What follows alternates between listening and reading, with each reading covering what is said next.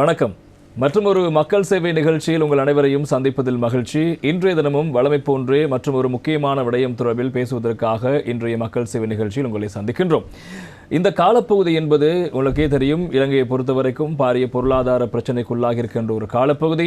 எனவே இலங்கையிலிருந்து அதிகளவானோர் வெளிநாடுகளுக்கு வேலை தேடி செல்கின்ற ஒரு காலப்பகுதியாகும். அதே போல இலங்கைக்கு சுற்றுலா பயணிகளாக அந்நிய செலாவணியை கொண்டு வருகின்றவர்கள் அதிகளவில் வருகை தர வேண்டும் என்ற எதிர்பார்ப்போடு இலங்கை இருக்கின்ற ஒரு காலப்பகுதி என இந்த இரண்டுமே இந்த காலப்பகுதியில் முக்கியமாக நடைபெற்றுக் கொண்டிருக்கின்ற அல்லது நடைபெற வேண்டும் என்று எதிர்பார்த்து கொண்டிருக்கின்ற ஒரு காலப்பகுதி என்பதால் நாங்கள் இந்த வெளிநாட்டவர் நாட்டுக்கு வருகை தருவதும் இலங்கையர்கள் இங்கிருந்து வெளிநாடுகளுக்கு செல்வம் தொடர்பான இந்த நடைமுறையின் போது கடைபிடிக்க வேண்டிய முக்கியமான பல விடயங்கள் இருக்கிறது. எனவே அந்த விடயத்தை கையாளுகின்ற திணைக்களமாக இலங்கையினுடைய குடிவரவு குடியகழ்வு திணைக்களம் இருக்கிறது. ஏற்கனவே ஒரு நிகழ்ச்சியில் நாங்கள் கடவுச்சீட்டு மற்றும் வீசா தொடர்பான விடயங்கள் குறித்து நாங்கள் பார்த்திருந்தோம். ஆனால் இன்னும் ஆழமாக சென்று மேலும் சில முக்கியமான விடயங்களை பேச வேண்டிய ஒரு கடையம் இருக்கிறது. அது காரணமாகத்தான் இந்த நிகழ்ச்சி நாங்கள் ஏற்பாடு செய்திருக்கோம். குறிப்பாக இந்த எல்லை கட்டுப்பாடு முகாமைத்துவம் தொடர்பான விடயங்களும் இந்த குடிவரவு குடியகழ்வு திணைக்களத்துக்கு சொந்தமாக இருக்கின்ற இன்னும் ஒரு நடவடிக்கையாக இருக்கிறது. எனவே இந்த விடயங்கள் தொடர்பாக நாங்கள் முக்கியமாக மக்களை தெளிவுபடுத்த வேண்டிய ஒரு காரணம் இருப்பதனால்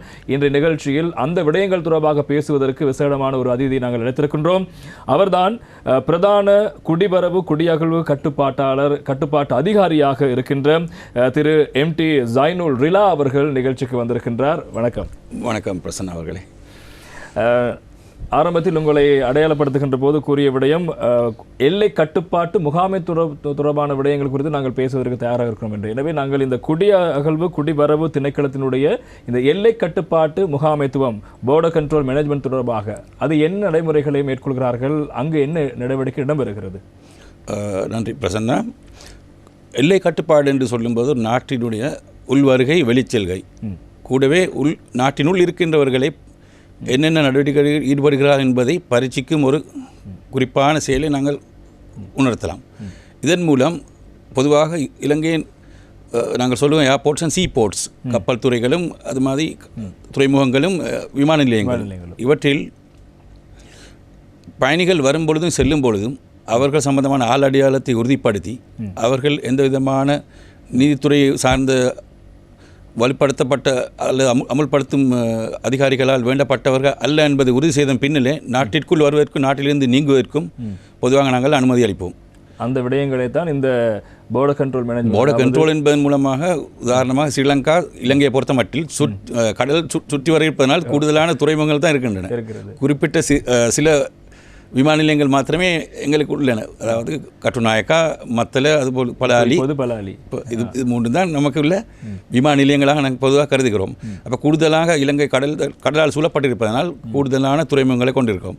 அப்போ அந்த இடங்களில் நாங்கள் குடிவரவு, அதாவது இமிக்ரேஷன் சொல்கிறோம், அரைவல் டிபார்ச்சர், இது ரெண்டையும் சரியான முறையில் நிறைவேற்ற மூலம் சரியான, அதாவது நாட்டில் உள்ள மக்களுக்கு நாட்டின் பாதுகாப்புக்கு அச்சுறுத்தலாக அமையாத மக்கள் வந்து போகிறார்கள் என்பதை உறுதி செய்வதுதான் இதனுடைய பிரதான முதலாய நோக்கம். சரி, எனவே நாங்கள் இந்த எல்லை கட்டுப்பாட்டு முகாமைத்துவமான விடயத்தை நாங்கள் விளக்கத்தை கேட்டிருந்தோம். முதலாவது கேள்வி எங்களிடம் இருக்கிறது, வெளிநாட்டவர்கள் தற்போது அதிக அளவில் நாட்டுக்கு வருகை தருகின்ற காலப்பகுதி. எனவே அவ்வாறு வருகை தருகின்ற வெளிநாட்டவர்கள் வருகின்ற போது குடிவரவு குடியகழ்வு அதிகாரிகள் கடைபிடிக்கின்ற விடயங்கள் அல்லது அவர்கள் மேற்கொள்ள செயற்பாடுகள் என்ன? கண்டிப்பாக முக்கியமான ஒரு கேள்வியை நீங்கள் தொடுத்திருக்கிறீர்கள். வெளிநாட்டவர்கள் இலங்கைக்கு வரும்பொழுது கண்டிப்பாக அவருடைய ஆள் அடையாளத்தை உறுதிப்படுத்திக் கொள்ள வேண்டும். அதாவது குறிப்பிட்ட நபர் தான், கடவுச்சீட்டில் உள்ள ஒரு உரிய நபர் தான் நாட்டுக்குள் வருகிறார் என்பதை முதலாக உறுதி செய்து கொள்ள வேண்டும். அடுத்தது குடிவரவு குடியகழ்வு சட்டத்தின் பிரிவு 10க்கு அமைய அவர் அதாவது நான் சொல்ல கடவுச்சீட்டு செல்லுபடியாக இருக்க வேண்டும். வெலிட் பாஸ்போர்ட்னு சொல்லுவோம் நாங்கள் ஆங்கிலத்தில். அதோட அவர் குறிப்பிட்ட ஒரு வீசாவையும் பெற்றிருக்க வேண்டும். இலங்கையில் வந்து தரிப்பதற்கோ அல்லது இல்லை உடடுத்து செல்வதற்கு, அதாவது டிரான்சிட்னு சொல்லுவோம். இதுக்காக கண்டிப்பாக ஒரு செல்லுபடியாகக்கூடிய வீசாவை அவர் பெற்றிருக்க வேண்டும். இது கண்டிப்பாக நாங்கள் வரும்போது பரீட்சிப்போம் வெளிநாட்டவர்களை பொறுத்த மட்டும். ரெண்டாவது விஷயமாக தன்னுடையதும் தனக்கு கீழுள்ளவர்கள், அதாவது டிபெண்டன்ட் சொல்லுவோம், அவர்களுடைய செலவுகளை அவர் சமாளிக்கக்கூடியவராக இருக்கவா என்பதையும் நாங்கள் கட்டாயம் பரிசித்து பார்க்க வேண்டும். இல்லாட்டி நாட்டுக்குள் வந்து சுரண்டல் பொருளாதாரத்தை அவர் ஊக்குவிப்பாராக மாறக்கூடும். கூடவே நாங்கள் மேலதிகமாக அவருடைய நன்னடத்தை ஒரு பரீட்சையை நடத்துவோம். அதாவது உதாரணமாக சொல்ல போனால் வர்றவருடைய நோக்கம் என்னது போனாஃபைடேன்னு சொல்லுவேன் நான் ஆங்கிலத்தில் போனாஃபைடுன்னு சொல்லும்போது நல்ல எண்ணத்துடன் என்ன நோக்கத்துக்காக அவர் வர்றாரோ அந்த நோக்கத்தை நிறைவேற்றக்கூடியவரான்றதை அதிகாரிகள் கண்டிப்பாக வினாக்களை தொடுப்பதன் மூலம் பரீட்சிப்பதன் மூலம் கண்டுபிடிப்பார்கள். அதுக்காகத்தான் பயிற்றப்பட்ட உள்நாட்டிலும் வெளிநாட்டிலும் பயிற்றப்பட்ட அதிகாரிகள் இறங்குதுறைகளிலும் வருகை நிலையங்களிலும் அவர்கள் கடமையில் ஈடுபடுத்தப்பட்டிருக்கிறார்கள். கூடவே இலங்கையில் உள்ள அப்படி நாங்கள் சொல்லுவதுன்னு சொன்னால் SIS, CID, TID, narcotics, police இப்படியான நிறுவனங்கள் அல்லது கோர்ட்ஸ், அதாவது நீதிமன்றத்தினால் எந்த காரணம் கொண்டு இவர் வேண்டப்படாதவர் என்பதை உறுதி செய்ய வேண்டும் வரும்போதும் போகும்போது, அல்லது அவர் சம்பந்தமாக வேறு விதமான நடவடிக்கைகள் அந்த நிமிடத்தில் செய்ய வேண்டிய பொறுப்பு கூடிவர அதிகாரிகளை சாரும். எனவே இன்டர்போல், அதுபோல் யூரோபோல் மற்றும் உண்டான இலங்கையில் உள்ள நீதித்துறை சார்ந்த நீதி அமுல்படுத்தும் நிறுவனங்களினால் இவர் வேண்டப்படாதவர் என்பதை உறுதி செய்த பின்னரே அவர் வருவதும் போவதும் உறுதி செய்யப்பட வேண்டும். இதைதான் வெளிநாட்டவர்கள் நாட்டுக்கு வருகின்ற போது, வெளிநாட்டிலிருந்து ஒரு நாட்டுக்கு வருகின்ற போது இந்த விடயங்களை குடிவரவு குடியகல் திணைக்கள அதிகாரிகள் கண்டிப்பாக கடைபிடிக்கின்ற விடயமாக இருக்கிறது. நீங்கள் ஆரம்பத்தில் கூறினீர்கள், இலங்கை சூழ கடல் தான் இருக்கிறது, அதிக துறைமுகம் இருக்கிறது, 2-3 விமான நிலையங்கள் இருக்கிறது என்று. எனவே இதில் அங்கீகரிக்கப்பட்ட துறைமுகங்கள், அங்கீகரிக்கப்பட்ட விமான நிலையங்கள் என்று கூறுவார்கள். சாதாரணமாக இப்போது அதிகமாக கடத்தல் சம்பவங்கள் பதிவாகிறது. சில கடற்கரைகளில் படகில் வந்தவர்கள் கைது செய்யப்படுவார்கள். எனவே அவ்வாறு வருகின்ற கைது செய்வதற்கு முக்கியமான காரணம் அவர்கள் அங்கீகரிக்கப்பட்ட பகுதியூடாக வருகை தரவில்லை என்ற ஒரு குற்றச்சாட்டு இருக்கிறது. இந்த அங்கீகரிக்கப்பட்ட என்ற விடயத்தை சற்று தெளிவுபடுத்த வேண்டும். கண்டிப்பாக குடியுறவு சட்டத்தின் 3வது பிரிவுக்கு அமைய விடயத்துக்கு பொறுப்பான அமைச்சர், நாங்கள் சொல்லுவோம் மினிஸ்டர் கன்சர்ன்ட், அவரால் குறிப்பிட்ட அமைச்சரால் இலங்கைக்குள் உள் வருவதற்கும் இலங்கையிலிருந்து வெளிச்செல்வதற்குமாக பொருத்தமான இடங்கள் என்று வர்த்தமானி அறிவித்தல் மூலம் பிரகடனப்படுத்தப்பட்ட இடங்கள் தான் அப்ரூவ்ட் போர்ட்ஸ் அல்லது டிசிக்னேட்டட் போர்ட்ஸ், அதாவது அனுமதித்த துறைமுகங்கள் என்று நாங்கள் தமிழில் சொல்வோம். இப்படியான இடங்கள் இருக்கின்றன. யாரும் எந்த பயணங்களை மேற்கொள்ளும் போதும் கண்டிப்பாக இந்த இடங்களை தான் பாவிக்க வேண்டும், தங்கள் வெளிச்செல்வதாயினும் உள்வருவதாயினும்.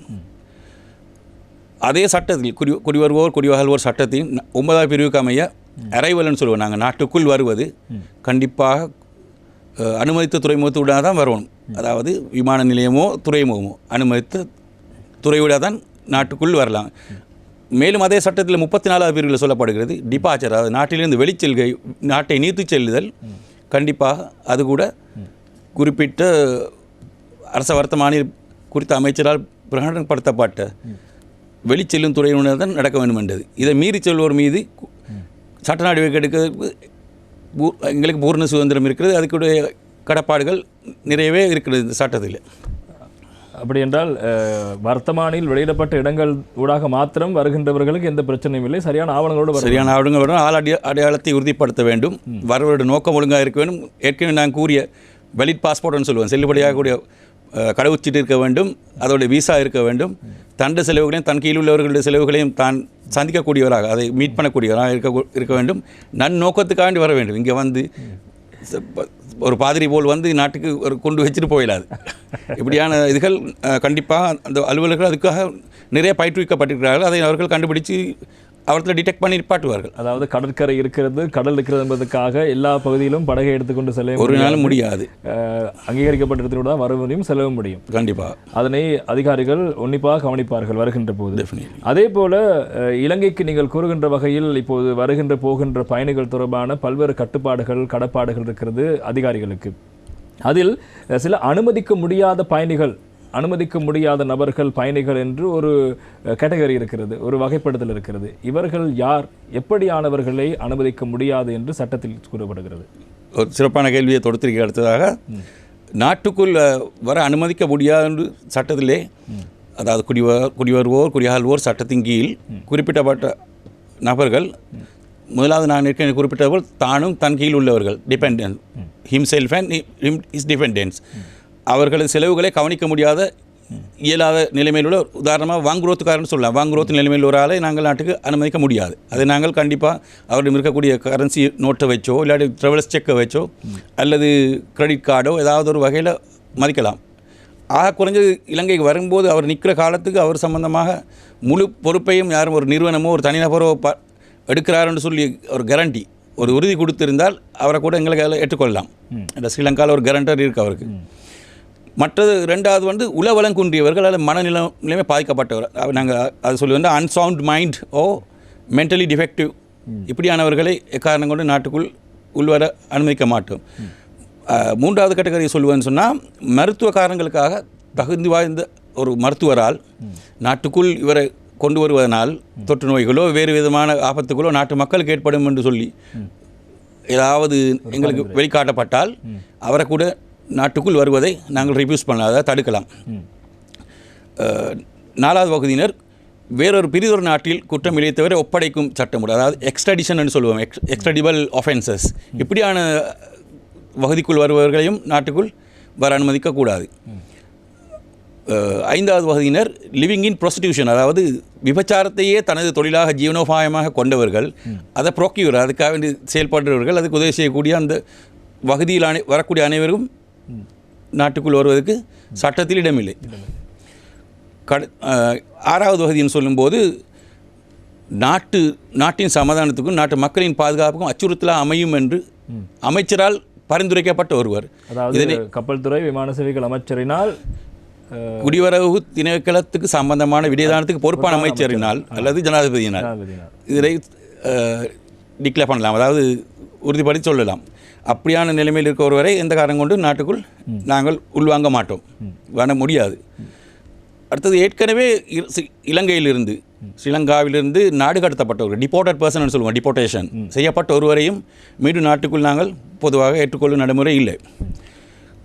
இன்னொரு விடயம் அடுத்தது கப்பல் போக்குவரத்தை பொறுத்தமட்டில் ஸ்டோவாவேஸ் என்று சொல்லுவோம், ஸ்டோவாவே அதாவது கப்பலில் கள்ளத்தனமாக ஒளிந்து சொல்லக்கூடியவர்கள். இப்படியானவர்கள் தேவையான இடங்களுக்கு போகும்போது தங்களுக்கு குறிப்பிட்ட விசாவும் இல்லை, கையில் செலவுக்குரிய பணங்களும் இல்லை, எந்த ஆவணங்களும் இல்லை, அவர்கள் இறக்கிக் கொள்வார்கள். அப்படியானவர்களை சந்தித்தால் ஏதாவது ஃபேஸ் பண்ண வந்தால் கண்டிப்பாக அவர்களையும் நாட்டுக்குள் அனுமதிக்க முடியாது. அவர் கப்பல் கேப்டனுக்கே ஒரு ஃபார்ம் எக்ஸ்ன்னு சொல்லுவோம் நாங்கள், எக்ஸ் படிவம், அந்த ஃபார்மை ஃபில் பண்ணி வெளியில் அவருடைய ஃபுல் பொறுப்பையும் அவருடைய ரெஸ்பான்சிபிலிட்டியை கப்பல் இது கொடுத்துருவோம். கடைசியாக ப்ரொஹிபிட்டட் இமிகிரன்ட் என்று சொல்லக்கூடிய ஆட்கள், இந்த 12வது சரத்தில் சொல்லப்பட்டிருக்கு, இவர்கள் உள்வருவதற்கு எந்த காரணம் கொண்டும் நாங்கள் அனுமதி வழங்க மாட்டோம். பிரிவு 12 இது சம்பந்தமாக தெளிவுபடுத்தப்பட்டிருக்கிறது. குறிப்பிட்ட மேல் கூறப்பட்ட எல்லா இதுகளும் பொதுவாக நாட்டுக்குள் வருவதை கண்டிப்பாக குடியரசு அதிகாரிகள் தடுக்க வேண்டும். அப்படி இருக்கின்ற போது விமான நிலையத்திலோ அல்லது துறைமுகத்தினூடாகவோ அவ்வாறானவர் வருகின்ற போது குடிவரவு குடியகல்வு திணைக்களம் எப்படியான நடவடிக்கைகளை எடுக்கும், அது தொடர்பான சட்ட ஏற்பாடுகள் எப்படி இருக்கிறது? கண்டிப்பாக இப்படியானவர்கள் நாட்டுக்குள் வரும்போது எங்களுக்கு ஆகப்பட்டால் நிச்சயமாக அவர்கள் சம்பந்தமாக பிரத்யேகமாக கடமைகளை மேற்கொள்ள வேண்டியிருக்கும். குறிப்பிட்ட ஆளடையாளத்தை நபருடைய உறுதி செய்த பின்னால் அவர் சம்பந்தமாக நாங்கள் அவரை அழைத்து வந்த விமான இதுக்கு நிறுவனத்துக்கு முதல்ல அறிவிக்கணும். ரெண்டாவது ஏர்போர்ட், அதாவது உதாரணத்துக்கு சொல்லுவோம் நாங்கள் விமான நிலையம் என்று சொன்னால் விமான நிலையத்தில் மேனேஜர், செக்யூரிட்டி மேனேஜர், இது மாதிரி தேசிய புலனாய்வு சேவை SISன்னு சொல்லுவோம், CID, அது மாதிரி எங்கள் திணைக்களம் எல்லாத்துக்கும் நாங்கள் இது சம்பந்தமாக பிரதி போட் அனுப்பி எல்லாருக்கும் அறிவிப்போம். அதன்போது நாங்கள் பாவிக்கிற படிவம் வந்து ஃபார்ம் எக்ஸ்ன்னு சொல்லுவோம், எக்ஸ் ஃபார்ம், அதை யூஸ் பண்ணி அதாவது பாவித்து குறிப்பிட்ட நபரை நாங்கள் தனியாக ஒரு இடத்துல மீண்டும் ஏதாவது முதலாவது இருக்கக்கூடிய ஃப்ளைட்டில் திருப்பி அனுப்ப ஒப்பந்தத்தின் கீழ் ஃபர்ஸ்ட் அவைலபிள் மீன்ஸ் ஏதாவது எதிர்க்கோ முதலாவது அதில் அனுப்புறதுக்கு அவரை திருப்பி அனுப்பிடுவோம். ரிஃப்யூஸ் என்ட்ரி, இதுக்கு நாங்கள் ரிஃப்யூஸ் என்ட்ரின்னு சொல்லுவோம். அதாவது உள்வருவதை நாங்கள் தடுக்கப்பட்டவரை மீண்டும் அந்த இடத்துக்கு அனுப்பிவிடுவோம். அடுத்து இன்னும் ஒரு கேள்வி இருக்கிறது. குறிப்பாக இப்போது நீங்கள் கூறியதெல்லாம் வெளிநாட்டிலிருந்து வேறொரு நாட்டவர்கள் வருகை தருகின்ற போது ஏற்படுகின்ற பிரச்சனை, அவர்கள் எதிர்கொள்கின்ற பிரச்சனை, சட்ட தொடர்பான விடயங்கள். இலங்கையர்கள் வெளிநாடுகளுக்கு சென்று அவர்கள் நாடு திரும்புகின்ற போது அவர்கள் வருகின்ற போது கையாள வேண்டிய நடவடிக்கைகள் எவ்வாறு இருக்கிறது, அதனை எவ்வாறு குடிவரவு குடியரசு திணைக்களம் கையாளுகிறது? பொதுவாக இளைஞரை பொறுத்த மட்டும் அவர்களுக்கு எந்த நாள் விசாவும் தேவையில் அவர்கள் சொந்த நாட்டுக்கு வருகிறார்கள். வரும்போது அவர்கள் சட்டத்தின்படி நாங்கள் சொன்னோம், இலங்கையிலிருந்து நீத்தி செல்லும் போது கண்டிப்பாக இலங்கையரும் தான் வெளிநாட்டவரும் தான் கடவுச்சீட்டு வைத்திருக்க வேண்டும் என்று. ஆனால் இலங்கையர் என்ற ஒருதை எங்களால் உறுதி பண்ணிக்கொள்ள முடியும் என்றால், அவர் அடையாளத்தை உறுதி செய்து கொள்ள முடியும் என்று சொன்னால், அவரை நாங்கள் கடவுச்சீட்டு இல்லாமல் கூட நாட்டுக்கு பாரம் எடுக்கலாம். என்னென்னு சொன்னால், அதுக்கு நாட்டில் மேயுயர் சட்டம், அதியுயர் சட்டம் வந்து கான்ஸ்டிடியூஷன் ஆஃப் ஸ்ரீலங்கா, இலங்கையின் அரசியலமைப்பு சட்டம். அதன்படி அதில் ஃபண்டமெண்டல் ரைட்ஸ், அடிப்படை உரிமைகள் கீழே 14I பிரிவில் சொல்லப்பட்டிருக்கு. Freedom to return to Sri Lanka, அதாவது அங்கே எதுவுமே சொல்லப்படலை, நாட்டுக்கு மீள திரும்பி வரக்கூடிய உரிமை இருக்கு அவருக்கு. அது இலங்கை இரண்டபடியால் அது கட்டாயம் அவருக்கு உரித்தாகுது. ஸோ அவருடைய ஆளடையாளத்தை உறுதி பண்ணிக்கொண்டு, அவருடைய சிட்டிசன்ஷிப், அதாவது அவருடைய என்ன நாட்டு ஸ்ரீலங்கா எண்ணத்தை உறுதி பண்ணிக்கொண்டு, நாங்கள் அதுக்குரிய டாக்குமெண்ட்ஸையோ வேறு ஏதாவது வகையிலோ அதை உறுதி பண்ணிக்கொண்டு அவரை பாரம் எடுக்கலாம். ஆனால் பாஸ்போர்ட் என்பது கட்டாயம் இல்லை. அவர் வரும்போது கண்டிப்பாக இருக்க வேண்டும் என்று எங்கேயும் சொல்லப்பட இல்லை. அது குடிவரவு சட்டத்தில் இல்லை, ஆனால் எங்களுடைய கான்ஸ்டிடியூஷன் அதில் சொல்லப்பட்டிருக்கு. குடியுரிமை சட்டத்தில் பாஸ்போர்ட் கட்டாயம் கொண்டு வர வேண்டும் என்ற ஒரு நிலைமை இல்லை, இலங்கையருக்கு இல்லை, வரும்போது இலங்கையர்களுக்கு இல்லை. ஆனால் அவர்கள் தங்களுடைய ஆளடையாத கட்டாயமாக கண்டிப்பாக ஆளடையை உறுதிப்படுத்த வேண்டும். அவர்கள் பாஸ்போர்ட் எப்போ தொலைத்தார்கள் அது சம்பந்தமாக மேற்கொண்டு விசாரணைகள் அதன்படி நடைபெறும். குறிப்பிட்ட துறையினருக்கு அவர்களை நாங்கள் அனுப்பி அது சம்பந்தமாக எல்லா பரீட்சிப்புகளுக்கும் அவர்கள் முகம் கொடுக்க வேண்டி வரும். அது கண்டிப்பாக நடக்கும். பாஸ்போர்ட் துறையில் பேசியிருந்தோம் கடவுச்சீட்டு தொடர்பாக. இந்த செல்லுபடியான வேலிட் பாஸ்போர்ட் என்ற ஒரு கதை நாங்கள் சொல்லுவோம், அல்லது ஒரு விடயத்தை கூறுவோம். அப்படி என்றால் என்ன வேலிட்னு சொல்லும்போது, அதாவது சிங்களத்தில் வழங்கு கவம்பாலப்பத்திரம்னு சொல்லுவாங்க, அங்கீகரிக்கப்பட்ட, அதாவது செல்லுபடியாகும். இப்போ இங்கே பொதுவாக நாங்கள் கணக்கில் எடுப்பது என்று சொன்னால் அதோடைய காலத்தை மட்டும்தான், காலம் மட்டும் இல்லை. ஒரு கடவுச்சீட்டு குறித்த ஒரு அரசாங்கத்தாலோ ஏற்றுக்கொள்ளப்பட்ட ஒரு அதிகார சபையினாலோ விநியோகிக்கப்பட்டதாக இருக்க வேண்டும். சாதாரணமாக ஒருவர் ஒரு கோப்பி புத்தகத்தை கொண்டு வந்து பாஸ்போர்ட்னு சொன்னால் யாரும் ஏற்றுக்கொள்ள மாட்டார்கள். கண்டிப்பாக அது குறிப்பிட்ட ஒரு அரசாங்கத்தாலோ ஏற்றுக்கொள்ளப்பட்ட அதிகார சபையாலோ விநியோகிக்கப்பட்டதாக இருக்கும். யாரும் சொல்லுவாங்க இன்டர்போலால் இஷ்யூ பண்ணுறாங்க பாஸ்போர்ட், அது தவிர யூஎன்ஆல் இஷ்யூ பண்ணுறாங்க. அதுகள் வந்து அரசாங்கம் இல்லை என்றாலும் ஏற்றுக்கொள்ளப்பட்ட நிறுவனங்கள் தவிர அரசாங்கங்கள் இஷ்யூ பண்ணுறது. இப்போ UK பாஸ்போர்ட்னு சொல்கிறோம், நாங்கள் அமெரிக்கன் USA பாஸ்போர்ட்னு சொல்கிறோம், இலங்கை கடவுச்சீட்டுன்னு சொல்கிறோம். இப்படியான நிலைமையில் அது ஒன்று வந்து வழங்கு கமப்படத்தாவது சொல்கிறோம். நாங்கள் செல்லுபடியாகும் கடவுச்சீட்டு என்ற சொல்லுக்கு ஸ்ரீலங்காவுக்கு, அதாவது இலங்கைக்கு, உதாரணம் இலங்கை எடுத்துக்கொள்வோம். இலங்கைக்கு வரும்பொழுது கண்டிப்பாக வரும் தேதியிலிருந்து ஆக குறைஞ்சது 6 மாதங்களாவது அதோடைய செல்லுபடியாகும் காலம் இருக்கும். இலங்கையில் காலடி வைக்கிற நாளிலிருந்து ஆக குறைஞ்சது. இதனைத்தான் பொதுவாக நாங்கள் செல்லுபடியாகும் கடவுச்சீட்டு என்ற பதத்தின் மூலம் வரவிலக்கணப்படுத்துவோம். அதே போல் இன்னொரு கேள்வியும் இருக்கிறது உங்களிடம். குறிப்பாக இந்த இலங்கையர்கள் சில வேளையில் சில நாடுகளுக்கு விசா இல்லாமல் செல்லலாம் என்று ஒரு நடைமுறை இருக்கிறது. அப்படி எந்தெந்த நாடுகளுக்கு விசா இல்லாமல் செல்ல முடியும் இலங்கையர்களுக்கு? பொதுவாக இலங்கையரை பொறுத்த மட்டில் சிங்கப்பூர், அடுத்தது மாலைத்தீவுகள், ஷீசெல்ஸ், இப்படியான 3 நாடுகளுக்கும் ஒரு விசா இல்லாமல், முதல் மாலைத்தீவுக்கு 90 நாட்கள், மற்ற நாடுகளுக்கு 30 நாட்கள் விசா இன்றி எங்களுக்கு போய் அங்கே நிற்கக்கூடிய சலுகை இருக்கிறது. இது வந்து இரு நாடுகளும் மேற்கொண்ட நாங்கள் சொல்ல இருபாக்க உடன்படிக்கை, bilateral agreement, based on the bilateral agreement தான் இந்த அமைப்பு ஏற்படுத்தப்பட்டிருக்கிறது. இது தவிரவும் செக் ரிப்பப்ளிக் போன்ற கண்ட்ரிகள் கூட ஸ்ரீலங்காவுக்கு சில நேரங்களில் விசாக்கள் ஃப்ரீயாக கொடுக்கக்கூடிய சந்தர்ப்பம் இருக்கிறது. தவிரவும் நாங்கள் பொதுவாக எடுத்துக்கொண்டால், நாங்கள் உங்களுக்கு நான் அடுத்து இதை விளங்கப்படுத்த இருக்கிறேன். இலத்திரனியல் பயண அங்கீகாரம் இலங்கைக்கு என்னுடைய அடுத்த கேள்வி அதுதான். குறிப்பாக ETA என்று சொல்லப்படுகின்ற இந்த இலத்திரனியல் பயண அங்கீகாரம் தொடர்பாக, பயண முன் அனுமதி பெறுகின்ற விடயங்கள் தொடர்பாக சற்று விளங்கப்படுத்த வேண்டும். கண்டிப்பாக 2012ஆம் ஆண்டுக்கு முன்பாக இலங்கைக்கு கிட்டத்தட்ட 72 நாடுகள் விசா இல்லாமல் வர முடியுமான ஒரு நிலைமை இருந்தது. பின்னர் பாதுகாப்பு அச்சுறுத்தல் மற்றும் நாட்டுடைய பொருளாதார ஸ்திரத்தன்மை இது எல்லாத்தையும் கணக்கில் எடுத்து அச்சமயம் பாதுகாப்பு செயலாளர் இருந்தவரால் எலக்ட்ரானிக் ட்ராவல் ஆத்தரைசேஷன் சொல்லக்கூடிய பயண முன் அனுமதி அங்கீகாரத்தை, எலக்ட்ரானிக் ETA என்று சொல்லுவாங்க, குறிப்பாக சுருக்கமாக சொன்னால் ETA, இதை உண்டாக்குவது மூலம் குறிப்பிட்ட நபர் ஸ்ரீலங்காவுக்கு, அதாவது இலங்கைக்கு வரும் முன்னரே அவர் சம்பந்தமாக ஏதாவது அச்சுறுத்தல், ஏதாவது த்ரெட்ஸ் இருக்கிறா, ஏதாவது லெவலில் ஒரு ரிஸ்க் இருக்கிறதா என்றதை ஆரம்பத்திலே அறிந்து கொண்டு அவர் இந்த நாட்டுக்கு வரும்போது அந்த எல்லையிலேயே அவரை நிப்பாட்டி போடலாம். அங்கிருந்து ஆன்லைன் அப்ளை பண்ணினா, அதாவது இன்டர்நெட் மூலமாக அவர் அப்ளை பண்ணினால் எங்களுக்கு இங்கிருந்தே அவருடைய சம்பந்தமான இதுகள், ஏதாவது வாண்டட் லிஸ்ட் இருக்கிறாரா அல்லது வேறு ஏதாவது நாட்டுக்கு பிரச்சனை ஏற்படுத்தக்கூடியவரா என்ற ஒரு எங்களுக்கு ஏதாவது புலனாய்வுத்துறைகளால் மற்றும் வெளிநாட்டு அரசாங்கங்களோ தூதரங்களாலோ ஏதாவது ஒரு ஏற்றுக்கொள்ளத்தக்க அதிகாரிகளை தரப்பட்டிருந்தால் தகவல்கள் அப்படியானவர்களை நாங்கள் நேரத்துடனே நிப்பாட்டி விடலாம். இதன் மூலம் அவருடைய சிரமமும் குறையுது, எங்களோட சிரமமும் குறையுது. என்னென்னு சொன்னால் அவர் இங்கே ஸ்ரீலங்காவுக்கு வந்த பிறகு நான் சொன்ன மாதிரி எக்ஸ்போம் எல்லாம் சர்வ் பண்ணி அவர் ரூமில் நிப்பாட்டி திரும்ப அந்த ஃப்ளைட்டுக்கு அவர் டிக்கெட் ஃபேரும் வீணாக போகுது. இதெல்லாம் இல்லாமல் அவர் இந்த பயண முன்னதிகார முறையினால் இதாகுது. இப்போ இந்த சிஸ்டம் வந்ததுக்கு பிறகு இது தன்னால் அப்ளை பண்ணுவோம். பை த அப்ளிகன் தன்னால் அப்ளை பண்ணலாம். பை தேர்ட் பார்ட்டிஸ் மூன்றாம் தர ஆட்களை வச்சும் செய்யலாம். யாராவது ஒரு டிக்கெட் ஏஜென்ட்டோ ஒரு விமான நிலைய தரகரோ யாரோ ஒரு ஆள் வச்சோ செய்யலாம். அடுத்தது ஸ்ரீலங்காவுடைய அதாவது தூதுவராலயங்கள் உலக நாடுகளில் இருக்குது. கிட்டத்தட்ட 60-70 கிட்ட நிறைய இருக்காது இல்லை, அங்கேயும் போய் செய்து கொள்ளலாம். விசா அப்ளை பண்ணால் அதுக்கு ஒரு சின்ன சார்ஜ் பண்ணுறோம் நாங்கள் $US. தவிரவும் ஏர்போர்ட்லையும் கடைசியாகவே ஒன்று முடியாமல் வராக்கள் ஏர்போர்ட்டில் அதை நாங்கள் டிமோட்டிவேட் பண்ணுறதுக்காக வேண்டி ஒரு $5 அதுக்கு கூட்டி வச்சுருக்கோம் மற்றதை விடவும்.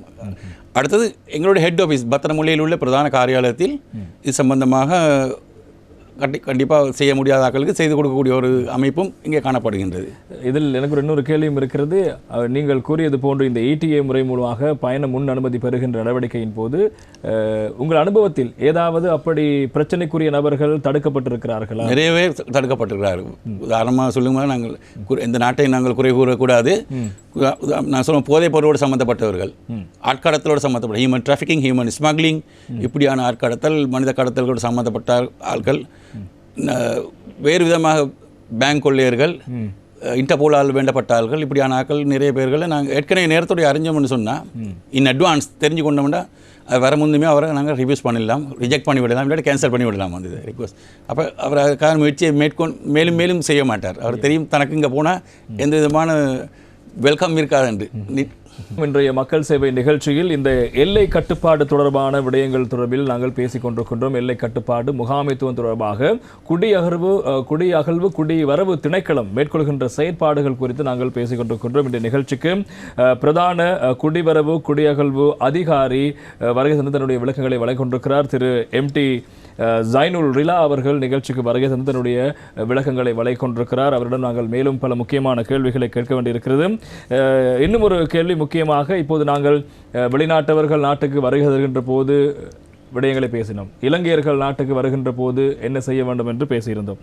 அதே போல இலங்கையர்கள் அல்லது வெளிநாட்டவர்கள் ஆகிய இருவருமே நாட்டிலிருந்து வெளியேறும்போது, இங்கிருந்து அவர்கள் வெளிநாடுகளுக்கு செல்கின்ற போது கடைபிடிக்க வேண்டிய ஒழுங்கு விதிமுறைகள் என்ன, எவ்வாறான விடயங்களை அவர்கள் கையாள வேண்டும்? இலங்கையர்களை பொறுத்த மட்டில் அவர்கள் முதல் தடவையாகவோ வேறு ஏதாவது நாட்டில் தொழில் பார்த்தோ வேறு ஏதாவது நோக்கங்களை முடித்துவிட்டு வந்து திரும்பி போகும்போதுனாலும் கண்டிப்பாக அவரிடம் கடவுச்சீட்டு இருக்கிறது பார்த்துக்கொள்ள வேண்டும். அவருடைய ஆளடையாளத்தை கட்டாயம் அதிகாரிகள் உறுதி செய்ய வேண்டும். குறிப்பிட்ட ஆளுடைய தனக்குரிய கடவுச்சீட்டில் உரிய விசாவில் செல்கிறார் என்பதை உறுதி செய்ய வேண்டும். அதே நேரத்தில் போகக்கூடிய நாட்டுக்கு விசா ஒன்று இருக்கிறாண்டு அது கண்டிப்பாக இல்லாவிட்டாலும் அது குறிப்பாக எங்களுடைய ஏர்லைன்ஸ் தான் அதை பரிசோதிக்கும். என்றாலும் குடிவரவு அதிகாரிகள் அது சம்பந்தமாக ஒரு குறிப்பிட்ட துறையில் அறிவுள்ளவராக இருக்க வேண்டும். கண்டிப்பாக விசா சம்பந்தமாகவும் ஒரு குறிப்பிட்ட அறிவு இருக்க வேண்டும். இல்லாவிட்டால் யாரும் எந்த விதமாக வந்து எந்த கடவுச்சீட்டோடு வெளியில் போகலாம் என்ற ஒரு எண்ணப்பாடு தோன்றலாம். அதனால் அது சம்பந்தமாக இருக்க வேண்டும். அப்போ ஸ்ரீலங்கா பொறுத்த மட்டும் செல்லுபடியாகவும் கடவுச்சீட்டு இருக்க வேண்டும் முதலாவது. ரெண்டாவது நாங்கள் சொல்லுவோம் விசாவை வைத்திருக்க வேண்டும்னு சொல்லி. கூட நாங்கள் சொல்லுவோம் அவர் போகக்கூடிய இடத்துக்கு ஃபைனல் டெஸ்டினேஷன் அவர் அந்த எபாகேஷன் கார்டில் குறிப்பிட்டிருவார். அந்த இடத்துக்கு டிக்கெட் வச்சிருக்கிறாருன்றத ஒருக்க பார்த்துக்கணும். ஏதாவது டிரான்சிட்டில் போகிறாரா, இதெல்லாம் கொஞ்சம் பரிச்சிப்பில் இருக்க கண்டிப்பாக இருக்கிறது நல்லது. அது மூலமாக வேறு விளைவுகள் வந்தால் திரும்ப ஏதாவது பரிச்சனை வரும்போது எங்களுக்கு தான் அது திரும்பி வரும். அதனால் நாங்கள் அதுக்கு தயாராக எல்லாத்துக்கும் தயாராக இருக்கணும். அப்போ அது அனுப்பு அதிகாரி டிபார்ச்சர் ஆஃபீஸர் இமிக்ரேஷன் ஆஃபீஸர் வந்து கண்டிப்பாக அது சம்மந்தமாக பூர்ண அறிவுடன் திகழ்வது கண்டிப்பானது. கூடவே ஏர்லைனால் அதாவது விமான பயண முகவர்களை கொடுக்கக்கூடிய போர்டிங் பாஸ்ன்னு சொல்லுவோம். போர்டிங் பாஸையும் செக் பண்ணிக்கொள்ளணும். இந்த குறிப்பிட்ட நபர் அதை எடுத்துக்கொண்டு வேறொரு நபர் அவர்த்த வர இல்லாது போகவும் இல்லாது. அப்போ அதையும் ஒருக்கா பரிச்சித்து கொள்ளணும். கூடவே அவருக்கு ஏதாவது டிபார்ச்சர் கார்டுன்னு சொல்லுவோம், அதை கம்ப்ளீட் பண்ணி அவருடைய அட்ரஸ்கள் போராட்டங்கள் இதுகள்லாம் அவரோட ஒரு உறுதி. அது அவருக்கும் தெரியாமல் ஒரு நீதித்துறைக்கு சமர்ப்பிக்கக்கூடிய ஒரு டாக்குமெண்ட்ஸ் அமைது. அவர் குறுக்கமாக ஒரு வாய்மொழி எடுக்கிறது போன்ற ஒரு அத்தாட்சிப்படுத்தப்பட்ட சில நேரங்கள் நீதித்துறையினால் கேட்கக்கூடிய ஒரு டாக்குமெண்ட் தான் டிபார்ச்சர் கார்டு, அரைவல் கார்டுன்னு சொல்கிறோம். இலங்கையை பொறுத்த மட்டும் தற்சமயம் ஸ்ரீலங்காவுக்கு வரக்கூடிய ஃபாரினர்ஸ் வெளிநாட்டவர்கள் அரைவல் கார்டை கட்டாயம் ஃபில் பண்ணணும். இலங்கையர் அது சம்மந்தமாக நாங்கள் பெருசாக கணக்கெடுக்கவில்லை. அதே தவிர தருணம் வெளிநாட்டவர்கள் இலங்கையர்கள் வெளிநாட்டிலிருந்து வெளியே போகும்போது அவர்கள் கண்டிப்பாக ஃபில் பண்ணணும் டிபார்ச்சர் கார்டு. ஃபாரினர்ஸ் சம்பந்தமாக கண்டிப்பாக இல்லாத அவர்களை பார்த்துக்கலாம் செல்ல போகிறார்கள் கண்டிப்பாக. அதனுடைய முக்கியமாக கவனிக்க வேண்டிய விடயம் என்னென்றால் குறிப்பிட்ட நபர் இலங்கையராக இருந்தாலும் வெளிநாட்டு அவர் வாண்டட் லிஸ்ட், அது வேண்டப்படும் நீதித்துறையினால் வாண்டட் லிஸ்ட்னு சொல்லலாம், அல்லது ப்ராசிக்யூஷன் லிஸ்ட், அதாவது சட்டத்தை அமுல்படுத்தும் துறையினரால் வேண்டப்பட்டவரா அல்லது ஏதாவது வழக்குகளுக்கு சம்பந்தப்பட்டவரா, அவர் நாட்டை நிறுவித்து நீங்குவதற்கு ஏதாவது தடைகள் இருக்கிறதா என்பதை தெளிவாக அங்கே உறுதி பண்ணிக்கொள்ள வேண்டும். அப்படியானவர்கள் போக முடியாது. அதில் ஃபாரினர்ஸ்ன்னு சொல்லுவாங்க. வெளிநாட்டவர்னு சொல்லும்போது கட்டாயம் அவருக்கு வெலிட் பாஸ்போர்ட் நாங்கள் செல்லுபடியாகக்கூடிய கடவுச்சிட்டு இருக்க வேண்டும். தனக்கு வழங்கப்பட்ட வீசாவை அவர் இலங்கையில் வழங்கப்பட்ட வீசாவை அவர் காலம் கூட நின்றாரன்றதை உறுதி பண்ணிக்க வேண்டும்.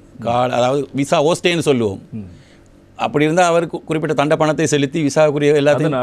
இருந்த அடுத்த கேள்வியும் அதுவாக தந்தது. சில வேளை வெளிநாட்டவர்கள் இங்கே வருகை தந்து அவருடைய விசா காலம் நிறைவடைந்தும் இங்கே தங்கி இருந்து விட்டு பின்னர் நாடு திரும்புகின்ற போது சிக்கல் எதிர்கொள்வார்கள். கண்டிப்பாக அப்படியான விடயத்தில் எப்படியான சட்டங்கள் இருக்கிறது? அப்படியே காலம் கடந்து செல்கின்ற ஒருவருக்கு எப்படியான சட்டம் அமல்படுத்தப்படும்?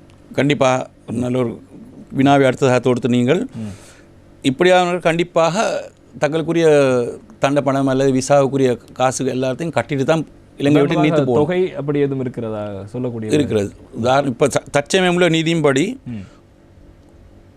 இலங்கை விமான நிலையத்திலிருந்து 2 நாட்களுக்குள் அவருக்கு ஒரு அவகாசம் இருக்குது. அதுக்குள்ளே விசா காலம் நிறைவடைந்து 2 நாட்களுக்கு அவகாசம் சொல்லும்போது அதுக்குள்ளே அவர் விசா செய்து கொள்ளணும்.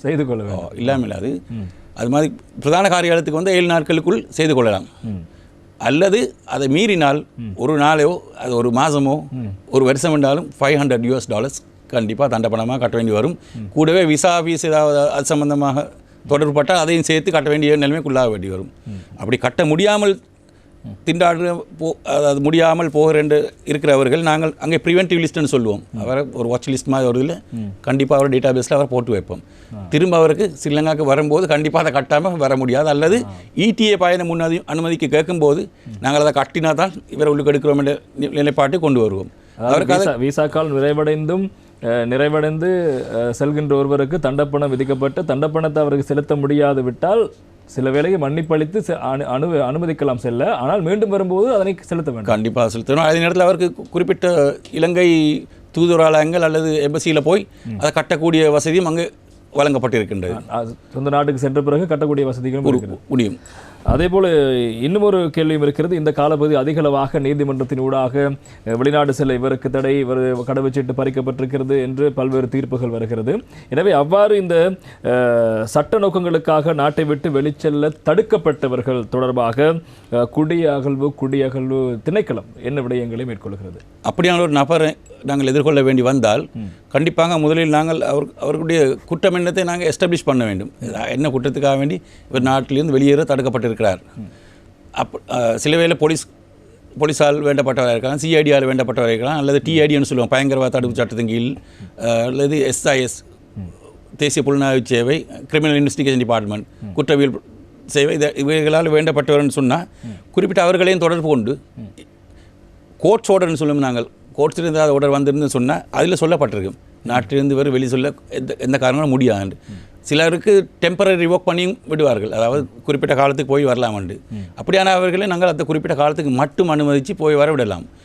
மற்றும்படி அப்படியான வந்தால் கண்டிப்பாக நாங்கள் போலீஸ் அல்லது சிஐடின்னு சொல்லுவோம், நாங்கள் குற்றவியல் திணைக்களத்தின் உதவியை நாடி அவர்கள் மூலமாக இவருக்கு சட்ட நடவடிக்கை எடுக்க வேண்டிய நிலைமைக்கு குடிவரவு அதிகாரிகள் மட்டுப்படுத்தப்பட்டிருக்கிறார்கள். கண்டிப்பாக அதை செய்ய வேண்டும் அவர்கள். அதாவது இப்போது இது நீதிமன்ற விடயமாக இருப்பதால் கொஞ்சம் கவனமாக நாங்கள் பேசலாம். அதாவது இப்போது நீதிமன்றம் ஒருவருக்கு தடை விதித்து உத்தரவொன்றை பிறப்பிக்கிறது. அவர் அன்றைய தினம் வெளிநாடு செல்வதற்காக எத்தனிக்கிறார். நீதிமன்ற உத்தரவு குடிவரவு திணைக்களத்துக்கு வருவது தாமதித்து அவர் சென்று விட்டால் அதற்கு பிறகு எப்படியான செயற்பாடுகள்? அவரை வரும்போதாவது கண்டிப்பாக நாங்கள் அது சம்பந்தமாக அது சில நேரங்களில் அது ஃபேக்ஸிலேயோ அல்லது வேறு வழிமுறையிலோ குறிப்பிட்ட நீதிமன்றத்திலிருந்து வர்றதுக்கு தாமதங்கள் ஏற்பட்டால் அது எங்களோட பியோன் அவர் கண்ட்ரோல், எங்களால் எதுவும் செய்ய முடியாது. அது நாங்கள் நிச்சயமாக அறிந்திருந்தேன்னு சொன்னால் எங்களோட டேட்டா பேஸில் அதை நாங்கள் ஃபீட் பண்ணி வச்சுருப்போம். கண்டிப்பாக அவையில் போகிறத நாங்கள் தடுக்கிறது தான் எங்களுக்கு மூலம். அது மூலமாக அதே நேரத்தில் அவர்கள் சம்பந்தமாக சட்ட நடவடிக்கைகளுக்காக குற்றவியல் திணைக்களத்தோடு நாங்கள் தொடர்பட்டு உரிய நடவடிக்கைகளை மேற்கொள்வோம். அதே போல் இன்னும் ஒரு கேள்வி இருக்கிறது. குறிப்பாக இலங்கையில் உத்தியோகபூர்வமாக இந்த ராஜதந்திர கடவுச்சீட்டு என்று சொல்வார்கள் உள்ளவர்கள் சம்பந்தமாக எந்தெந்த நாடுகளுக்கு இருதரப்பு விசா விலக்களிப்பு வழங்கப்பட்டது? ஏற்கனவே விசா விலக்களிப்பு தொடர்பான விடயங்கள் பேசியிருந்தோம். இந்த டியூல் சிட்டிசன் சொல்வார்கள், இரட்டை குடியுரிமை கொண்டவர்களுக்கான இந்த விசா நடைமுறையில் எப்படி இருக்கிறது? இரட்டை குடியுரிமை சொல்லும்போது அவர்களுக்கு வந்து ஸ்ரீலங்காவிலும் பிரிதொரு நாட்டிலும் குடியுரிமை கொண்டவர்கள். அவர்களுக்கு ஸ்ரீலங்காவுக்கு வரும்போது எந்த விதமான விசாவும் அவசியமில்லை என்று அவர்கள் ஏற்கனவே இரு நாட்டு பிரசா உரிமையை பெற்றவர்கள். அது தவிரவும் நாங்கள் சொல்லுவோம் ராஜதந்திர ரீதியில் அதுக்கு முன் சின்ன ஒரு விஷயத்தை உங்களுக்கு முன்வைக்கிறேன். இலங்கையரின் பிள்ளையர்கள் வெளிநாட்டில் பிறக்கும்போது அவர்கள் பதிவார்கள், எங்கள் எம்பசியில் போய் பதிவார்கள். தூதுவராலயத்தில் பதிந்தால் அவர்களுக்கு நாங்கள் அதாவது பிரசா உரிமை சட்டத்தில் 5(2) பிரிவின் 5(2) சிட்டிசன்ஷிப் ஆக்ட் 5(2) கீழ் ஒரு சர்டிஃபிகேட் வழங்குவோம். அப்படியானவர்கள் வந்து 21 வயசு மட்டும், தன்னுடைய 21 வயதை அடைய மட்டும் விசா இல்லாமல் இரு நாட்டு கடவுச்சீட்டுகளை வைத்தவராக இங்கே இருக்கலாம். அதற்குரிய அனுமதியை குடிவரவு திணைக்களத்துக்கு வந்து பெற்றுக்கொண்டு இருக்கலாம். தவிரவும் இன்னொரு வகுதி இருக்க born in Sri Lanka change nationality in latest stage. அதாவது நான் சொல்லுவோம், இலங்கையில் பிறந்தவர்கள் பிற்காலத்திலே தங்களுடைய இதை மாற்றி கொண்டவர்கள். இவர்களுக்கும் விசாலிருந்து சில விலக்களிப்புகள் வழங்கப்பட்டிருக்கிறது. கூடவே கடைசியான வகை தான் இப்போ நீங்கள் கேட்டது ஆஃபிஷியல் டிப்ளமேட்டிக் பாஸ்போர்ட் ஹோல்டர்ஸ், அதாவது உத்தியோகபூர்வ அல்லது ராஜதந்திர கடவுச்சீட்டை வைத்திருப்பவர்கள். இவர்கள் சம்பந்தமாக தற்சமயம் இலங்கை 26 ஒப்பந்தங்களை கைச்சாத்திட்டு இருக்கிறது.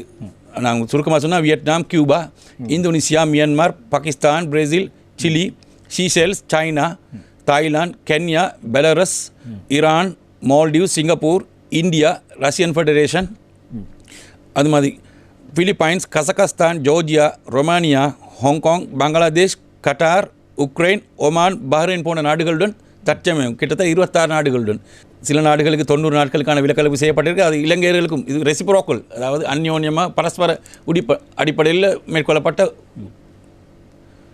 ஒப்பந்தங்கள். இரு பக்க ஒப்பந்தங்கள். சில நாடுகளில் 60 days, சில நாடுகளில் 90 days, சில நாடுகள் 30 days இப்படியாக வழங்கப்பட்டிருக்கிறது. அதேபோல் இந்த விசா நடைமுறையில் இலங்கையில் விலக்களிக்கப்பட்டவர்கள் யார்? விலக்களிக்கப்பட்ட ஒரு தரப்பு என்று ஒரு இருக்கிறது. ஆமாம், அதை நாங்கள் 2 விதமாக விளங்கப்படுத்தலாம். ஒன்றாவது ஈடிஎன்னு சொன்னாங்க, பயண முன் அதிகாரம்னு சொல்லும்போது 12 வயதுக்கு குறைந்த பிள்ளை எல்லாருக்கும் நாங்கள் இடிஏ சார்ஜ் அறவிடுவதில்லை. 12 வயதுக்கு குறைந்த வெளிநாட்டவருக்கு பிறந்த பிள்ளைன்னு சொல்லுவோமே, அவைகளுக்கு அறவிடுவதில்லை. அது தவிரவும் சிங்கப்பூர், மால்டீவ்ஸ், சீசெல்ஸ் நாங்கள் சொன்னோம், இந்த 3 நாட்டுக்கு நாங்கள் எடுக்கிறதில்லை. தவிரவும் கப்பல் விமானத்தில் வேலை பார்க்கக்கூடிய சிப்பாந்திகள், க்ரூ மெம்பர்ஸ்ன்னு சொல்லுவோம், இவைகளுக்கும் நாங்கள் காரணம் கொண்டும் இடிஏ சார்ஜஸ் ஃப்ரீ அவங்களுக்கு. விசான்னு சொல்லும்போது நீங்கள் ஏற்கனவே குறிப்பிட்ட போன திரு பிரசன் அவர்களே இரட்டை பிரசா குடியுரிமை உள்ளவர்கள், இரட்டை பிரசா உரிமை உள்ளவர்களுக்கு டுவல் சிட்டிசன்ஷிப் ஹோல்டர்ஸ், இவைகளுக்கு வந்து விசா ஃப்ரீ, அதாவது இனாமாக கொடுக்கப்படும், எந்த சார்ஜும் கட்டணங்களும் இல்லை அவர்கள். அது மாதிரி நான் சொன்ன மாதிரி பிரசா உரிமை சட்டத்தின் 5(2) கீழ் பதிவு செய்யப்பட்ட பிள்ளையர்கள், இளைஞருக்கு பிறந்த வெளிநாட்டில் பிறந்த பிள்ளையர்கள். மற்றது வந்து இலங்கையில் பிறந்து பிற்காலத்தில் தங்களுடைய அதாவது நேஷனாலிட்டியை மாற்றி கொண்டவர்கள், இவைகளும் விசாரிந்து விலக்களிக்கப்பட்டிருக்கிறார்கள். கூடவே இந்த ஆஃபீஷியல் டிப்ளமேட்டிக் பாஸ்போர்ட்னு நாங்கள் சொன்னோம், உத்தியோகபூர்வ ராஜதந்திர கடவுச்சீட்டை உடையவர்களுக்கு குறிப்பிட்ட கால பகுதிக்கு குறிப்பிட்ட நாடுகளுக்கு போய் வரலாம். அவர்களுக்கு விசா விலக்களிப்பு செய்யப்பட்டிருக்கிறது. அதேபோல் இந்த விசா தொடர்பாக நாங்கள் இப்போது அதிக அளவில் பேசிக் கொண்டிருக்கின்றோம். அண்மை காலமாக இடம்பெற்ற பல சம்பவங்கள் தொடர்பான விடைகளும் இருக்குது. அதுக்கு முன்பதாக நாங்கள் இன்னும் ஒரு கேள்விக்கு போகலாம். குறிப்பாக ஒரு குறிப்பிட்ட நோக்கத்திற்காக நாங்கள் கூறலாம், கற்பித்தல் செயல்பாடுகளுக்காக செல்கின்றதுக்காக ஒரு விசா பெறுகிறார்கள். அவ்வாறு வந்தவர்கள் அதனை வைத்து வேறு விதமான தொழில்களிலோ வேறு விதமான விடயங்களுக்கோ அந்த விசாவை பயன்படுத்தி செயற்பாடுகளை மேற்கொண்டால் எப்படியான நடவடிக்கைகள் ஏற்படக்கூடும்? இலங்கையில் எப்படியான சட்டங்களோட செயற்பாடுகள் மேற்கொள்ளப்படும்? நிச்சயமாக ஒரு நல்ல ஒரு கேள்வி. என்னென்னு சொன்னால், விசா விநியோகிக்கப்படுவது குறிப்பிட்ட நபருக்கு அல்ல, அது குறிப்பிட்ட ஆர்கனைசேஷன், அந்த நிறுவனத்துக்கு தான் நாங்கள் விசா கொடுக்குறோம். உதாரணமாக சொல்லுவோம், ஏபிசி கம்பெனி கேட்டோம்னா ஏபிசி கம்பெனியில் ஒர்க் பண்ணுறதுக்கு இவருக்கு மார்க்கெட்டிங் மேனேஜர் அலுவலக முகாமையாளர், அதாவது சந்தைப்படுத்தல் முகாமையாளராக கொடுக்குறோம்னு சொன்னால், அவர் அந்த ஏபிசி நிறுவனத்தில் சந்தைப்படுத்தல் முகாமையாளர் மட்டும்தான் செயல்படலாம். அவர் அதே நேரத்தில் டிரெக்டராக, அதாவது ஒரு நிறுவன படிப்பாளராக இருக்க முடியாது. அதே நேரத்தில் அதை குறிப்பிட்ட மார்க்கெட்டிங் மேனேஜர் XYZ என்ற கம்பெனியில் போய் ஒர்க் பண்ணவும் முடியாது. ஏன்னா அவருக்கு கொடுக்கப்பட்ட விசாவுடைய நோக்கத்தை அவர் மாற்றக்கூடாது, எந்த காரணம் கொண்டு. அது வயலேஷன் ஆஃப் விசா, அது விசாவை முறிக்கப்பட்ட ஒரு கர்மமாக கருதப்பட்டு குடியுரிமை சட்டத்தில் 45(1) பிரிவின் கீழ் சட்ட நடவடிக்கை எடுக்கிறதுக்கு இடம் இருக்காது அவர்கள் சம்பந்தமாக. எனவே குறிப்பிட்ட நோக்கங்களுக்கு குறிப்பிட்ட இடத்துக்கு விநியோகிக்கப்பட்ட விசாவை அவர் அதே நோக்கத்துக்கும் அதே நிலையத்துக்கும் தான் பாவிக்க முடியும் அல்லாமல் மார்க்கெட்டிங் மேனேஜராக வந்தவர் போய் கேம்பஸில் லெக்சர் பண்ணவும் இயலாது. அவருக்கு அதில் புலமைத்துவம் இருக்குன்னு சொல்லி என்ன அவர் வந்த நோக்கம் என்ன அதை மட்டும்தான் செய்யணும்.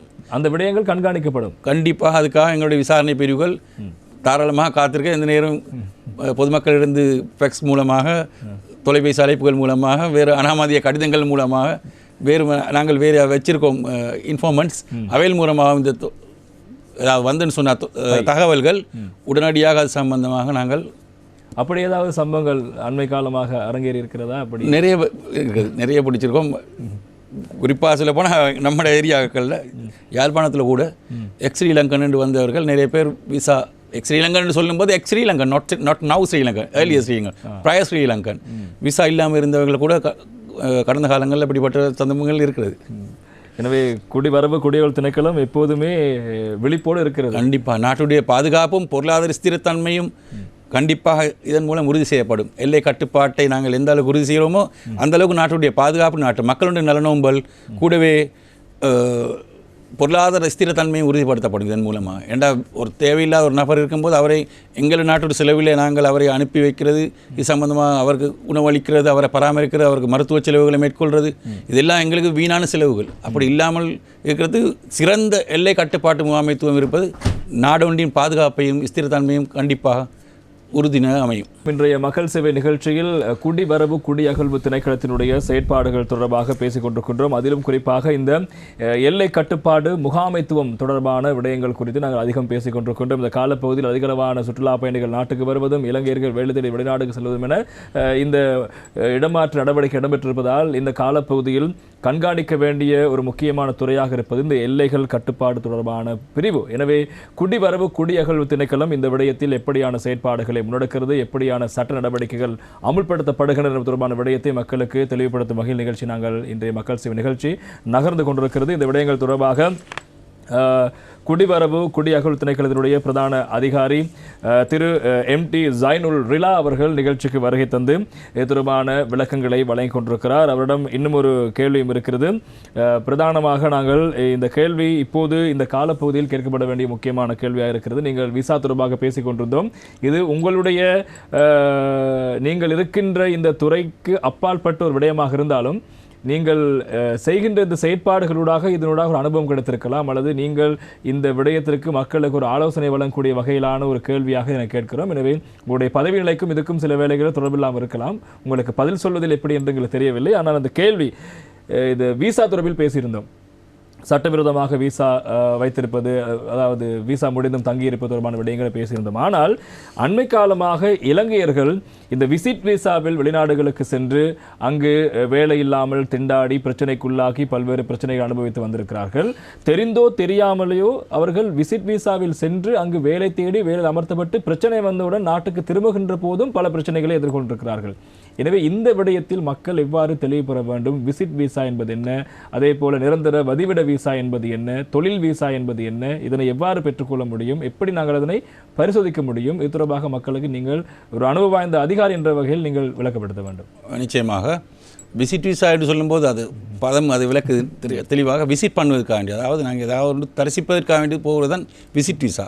குறிப்பிட்டு நாங்கள் ஏற்கனவே இலங்கை விசா தொடர்பாக நாங்கள் எவ்வளவு கரிசனையாக இருக்கிறோம், அதுபோல் மற்ற நாடுகளும் தங்களுடைய நாட்டுடைய விசாக்கள் தொடர்பாக அதனை வயலேட் பண்ணுபவர்கள் தொடர்பாக கண்டிப்பாக கரிசனையுடன் இருப்பார்கள் அந்த அதிகாரிகள். அப்போ விசிட் விசாவில் போகக்கூடிய ஒருவர் எந்த காரணம் கொண்டும் அங்கே ஒர்க் பண்ண முடியாது, எந்த நாட்டிலையும் ஒர்க் பண்ண முடியாது விசிட் விசாவில். அப்போ கண்டிப்பாக அவர் சில நாடுகளில் ஸ்டூடெண்ட் விசாவில் போனால் ஒரு குறிப்பிட்ட மணித்தியாலங்கள் வேலை செய்யலாம், அது அனுமதிப்புடன் குறிப்பிட்ட குடியுறவுத்துறை அதிகாரிகளுடன் அந்த அலுவலகத்தின் அனுமதிப்புடன் செய்யலாம்.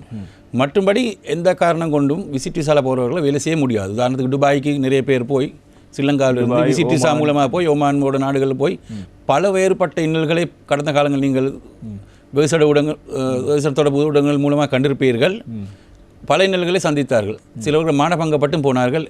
காரணம் இந்த கள்ள கும்பல்கள் இவர்கள் தொடர்பாக எப்போதும் ஏப்பமிட்டு கொண்டிருக்கிறார்கள். அவர்கள் என்ன செய்யணும்னா இப்படியானவர்களை கொண்டு போய் ஹியூமன் ஸ்மக்லிங் அல்லது ஹியூமன் டிராஃபிக்கிங் என்று சொல்லும் மனித கடத்தல் சம்பந்தமான இந்த வியாபாரங்களில் அவர்களுடைய உழைப்பை சுரண்டி பிழைக்கக்கூடிய இதுகளில் அவைகளை ஈடுபடுத்தி சரியான சம்பளம் கொடுக்காம குறிப்பிட்ட தொழில் தகமைகளும் எதுவும் பரீட்சிக்காமல் வேலைக்குரிய தகமைகளையும் பரீட்சிக்காமல் நீண்ட நேர வேலைகள் எடுத்து இப்படியான மோசமான நிலைமைகளுக்கு அவர்களை உள்ளாக்கி கடும் கஷ்டத்துக்கு உள்ளாக்கக்கூடிய நிலைமை விசிட் விசாவில் போய் வேலை செய்யறதுக்கு ஏற்படும். அதனால் கண்டிப்பாக தொழில் சம்பந்தமான எம்ப்ளாய்மெண்ட் விசா, சில நாடுகளில் ரெசிடென்ட் விசான்னு சொல்லுவாங்க, ஸ்ரீலங்காவில் ரெசிடென்ட் விசான்ற பேர் தான் பாய்க்கப்படுது, வதிவிட விசான்ற பேர். அப்போ அப்படியான அந்த குறிப்பிட்ட கேட்டகரி வேலை செய்யக்கூடிய அனுமதியுடன் கூடிய விசாவை கண்டிப்பாக பெற்று செல்ல வேண்டும். இது சம்பந்தமாக இலங்கை வெளிநாட்டு பணியும் அது போலவே எங்களுடைய குடியுறவு திணைக்களமும் கூடிய கரிசனையுடன் விமான நிலையங்களிலே கடமையாற்றும் போது செயற்படுகிறார்கள். எனவே இந்த பாமர மக்கள் அதிகளவாக இந்த வெளிநாட்டு பணிப்பெண்களாக வேலைக்கு செல்கின்றவர் இந்த பிரச்சனைக்கு உள்ளாகிறார்கள். அவர்களுக்கு இருக்கின்ற மிக முக்கியமான பிரச்சனை, தங்களுக்கு வழங்கப்பட்டுள்ள விசா எதுவென்று அவர்களுக்கு தெரியாத நிலையில் செல்கின்ற நிலைமை இருக்கிறது. சிலர் தெரிந்தும் செல்கிறார்கள், அப்படியும் இருக்கிறது. ஆனால் ஏமாற்றி அலை செல்லப்படும் விடயங்கள் இருக்கிறது. இந்த விசாவை எப்படி அவர்கள் அடையாளம் கண்டு கொள்வது, அதனை எப்படி இது விசிட் விசாவா அல்லது இது ஜப் விசாவா என்பதை அவர்கள் எப்படி அடையாளம் காண்பது, அந்த விடயத்தை எப்படி அவர் தெரிந்து கொள்வது? உண்மையிலே குறிப்பிட்ட சம்பந்தப்பட்ட ஆளுக்கு அது சம்பந்தமான அறிவு இல்லைன்னு சொன்னாலும் தெரிந்த ஒருவருக்கு கொடுத்து அல்ல அத்துறையில் நிபுணத்துவம் பெற்ற ஒரு அதிகாரி கொடுத்து இது சம்பந்தமாக அவர்கள் தெளிவுபடுத்திக் கொள்ளலாம். அல்லது குறிப்பிட்ட எம்பசியில் கொண்டு போய் கொடுத்து அதை பரிச்சித்து பார்க்கலாம், இது உண்மையான விசாவா அல்லது இதன் மூலமாக நான் போனால் தொழில் பெறலாமா அல்லது நான் சட்ட விரோதமான நடவடிக்கைகளுக்கு நான் முகம் கொடுக்க வேண்டி வருமா என்றது அவர்கள் தெளிவுபடுத்திய பின்னர் போது அவர்களுடைய கட்டாய கடமை. இந்த பயணம் போகிறது யாருன்னு சொன்னால் அவையில் தான், விசாவை இஷ்யூ பண்ணினாக்களோ யாரும் அல்ல. அப்போ போகிறவர் எந்த நிலைமை முகம் கொடுக்க போகிறன்றதை போகும் முன்னமே தீர்மானித்துக் கொள்வது புத்திசாலித்தனமானது தான் எங்களுடைய அபிப்பிராயம். காரணம் இப்போது இருக்கின்ற ஏஜென்சிகள் பல மீது பல்வேறு குற்றச்சாட்டுகள் இருக்கிறது, பலர் கைது செய்யப்பட்டும் இருக்கிறார்கள். அதில் குறிப்பிடப்படுகின்ற விடயம் எங்களுக்கு தெரியாது என்று கூறுகின்ற ஒரு விடயம் இருக்குது. இன்னொன்று, நீங்கள் அங்கு சென்றால் நிச்சயமாக வேலை கிடைக்கும், செல்லுங்கள் என்ற விடயங்களை கூறி செல்கிறார்கள். ஆனால் நீங்கள் கூறுகின்ற விடயத்தை பார்த்தால் நிச்சயமாக தொழில் என்ற விடயத்தை அடிப்படையாக நீங்கள் சென்றால் விசிட் விசா என்ற விடயத்தை நீங்கள் அங்கீகரிக்க கூடாது. கண்டிப்பாக அதனை ஏற்றுக்கொள்ளக்கூடாது. நீங்கள் தொழில் விசாவிலே செல்லுங்கள் என்பது முக்கியமான விடயம். எனவே இவர் ஆரம்பத்தில் வெளிநாட்டவர்கள் நாட்டுக்கு வருகை சென்ற போது எப்படியான சட்டங்கள் அமல்படுத்தப்பட்டதோ அதே போன்று இங்கிருந்து நீங்கள் செல்கின்ற போது அந்த நாடுகளில் இலங்கையை விடவும் கடுமையான சட்டங்கள் கொண்ட நடைமுறைப்படுத்த நாடுகள் இருக்கின்றன. எனவே நீங்கள் அந்த விடயத்தை நீங்கள் கடுமையாக பின்பற்ற வேண்டும். அதே போல இன்னும் ஒரு விடயம் இருக்கிறது. இது விமானம் ஊடாக செல்கின்றவர்கள் விசாவை வைத்துக்கொண்டு, அடுத்து இன்னொன்று சட்டவிரோதமாக கப்பலில் செல்கின்றவர்கள், சட்டவிரோதமாக படகில் செல்கின்றவர்கள், இப்படி சென்று இன்னல்களுக்குட்பட்டு தட்டுத்தடுமாறி பிரச்சனைக்குள்ளாகி பலர் இருக்கிறார்கள். எனவே இந்த இப்படியாக மாட்டிக்கொள்கின்றவர்களுக்கு நீங்கள் கூறுகின்ற அறிவுரை என்னவாக இருக்கும்? காரணம் கொண்டு அப்படி நடவடிக்கை ஈடுபடுவது புத்திசாலித்தனம் என்னென்னு சொன்னால், அவர்கள் நிறைய தங்கள் அடகு வைத்து வீட்டில் உள்ள பொருட்களை காணிகளை விற்று அல்லது வேறு நிரந்தர சொத்துக்களை இல்லாமல் செய்துதான் அதுக்குரிய கூலிகளை அதாவது இதுகளை கட்டி கொண்டு போகிறாங்க, கட்டணங்களை. அப்படி போகும்போது அவருக்கு நல்லா தெரியும் இலங்கையோட சட்டத்தை மீறி போகிறோம். முதலாவது சொன்ன மாதிரி அனுமதித்த துறைமுகத்தால் போகிறது இல்லை. கண்டிப்பாக ஏதாவது ஒரு இந்த கேள்விக்கான காரணமும் அண்மையில் மியன்மார் இங்கிருந்து சென்ற கிட்டத்தட்ட 300க்கும் மேற்பட்டோர் மியன்மாரில் சிக்கிக் கொண்டிருந்து அதில் இருவர் தங்களை நாட்டுக்கு அனுப்புமாறு கோரி அதில் ஒருவர் தற்கொலைக்கு முயன்றதாகவும் ஒருவர் இறந்து விட்டதாகவும் அவருடைய இறுதிக்கிரியை கூட அண்மையில் இடம்பெற்றிருந்தது. எனவே இந்த சந்தர்ப்பத்தில் மக்களுக்கு நீங்கள் கூறுகின்ற விடயம் மிக முக்கியமான விழிப்புணர்வாக இருக்கும். அதனால தான் கண்டிப்பாக நான் கூறுகிறோம், எக்காரணம் கொண்டும் சட்டவிரோதமான முறைகளில் அனுமதித்த முறைகள் அல்லாமல் வெளிநாட்டுக்கு போவது எந்த விதத்திலும் உகந்ததில்லை. என்றால் கடுமையான விளைவுகளை நாங்கள் சந்திக்க வேண்டி ஏற்படும். எங்களுடைய உதாரணத்து பொருள் நட்டம் மாத்திரமல்ல, உயிர் கூட போகக்கூடிய சந்தர்ப்பங்கள் நிறைய இருக்கிறது. இந்த ஏமாற்று பேர் வரை உலகளாவிய எல்லா இடத்துலையும் இருக்காங்க. நாங்கள் சொல்லுவோம் ஆர்கனைஸ் கிரைம் குரூப்ஸ் உண்டு, டிரான்ஸ்நேஷனல் ஆர்கனைஸ் குரூப்ஸ், அவையில் எந்த நாட்டிலையும் இருக்கிறாங்க. அப்போ இங்கேயும் சிலங்காலம் ஒரு முகவர் இருப்பார், அவையில் நல்ல வடிவாக அதை ஒழுங்கு செய்து இங்கிருந்து அனுப்பி போகும்போது ஹியூமன் டிராஃபிக்கிங் நாங்கள் சொன்ன ஆரம்பத்தில் மனித கடத்தல் சம்மந்தமாக ஹியூமன் டிராஃபிக்கிங்கில் முதலாவது ஃபால்ஸ் ப்ராமிஸ் தான் சொல்கிறது. எப்படி உங்களை கொண்டு போய் இங்கே சவுதி அரேபியா கிங்ட பேலஸில் வேலைக்கு போட போகிற மாதிரி கொண்டு போய் விடுறது மிச்சம் மோசமான ஒரு இடங்களில் இப்படியான ஃபால்ஸ் ப்ராமிஸ்.